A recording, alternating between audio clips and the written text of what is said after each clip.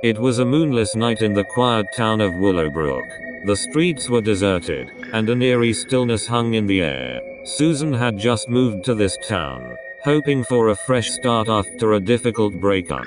She found solace in the old, creaky house she now called home, nestled at the edge of a dense, dark forest.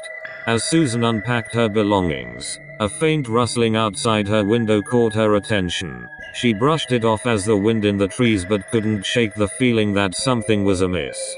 She made her way to the window and peered outside, her breath catching in her throat. In the shadowy underbrush of the forest, she saw a figure, a tall and menacing silhouette, obscured by darkness. It was the man in the shadows. His presence sent a chill down her spine, and her heart pounded in her chest. With trembling hands, Susan reached for her phone to call the police, but as she glanced back outside, the figure had disappeared into the night. She hesitated, wondering if she had merely imagined it. After all, she was in a new place, unfamiliar with the sounds and sights of her surroundings. The following night, the unease settled in like a shroud.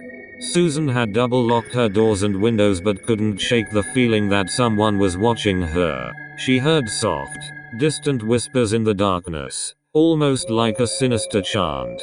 The whispers grew louder, clawing at the edges of her sanity. Unable to bear it any longer, Susan decided to investigate. She crept down the narrow hallway, her footsteps barely audible on the worn wooden floor. The whispers led her to the front door, and as she opened it, she was met with an otherworldly sight. The forest, once tranquil, had transformed into a realm of dread. The trees stood like spectral sentinels, and the moon's feeble light revealed the man in the shadows, standing at the edge of the forest. His hollow eyes bore into Susan's soul as he extended a long, gnarled hand toward her. Terrified, Susan slammed the door shut, bolting it as quickly as her trembling hands would allow. The sinister whispers grew louder, as if the very house itself were taunting her. She knew she had to confront this malevolent presence. With newfound determination, Susan ventured back to the window and, with her heart pounding, flung it open.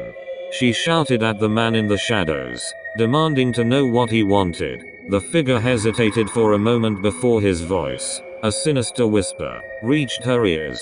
"I've been waiting," he hissed, "for someone like you." Susan watched in horror as the figure began to dissipate, vanishing into the night. She was left with a haunting sense that the man in the shadows had not truly gone, but merely retreated into the darkness, awaiting the next unsuspecting soul to cross his path.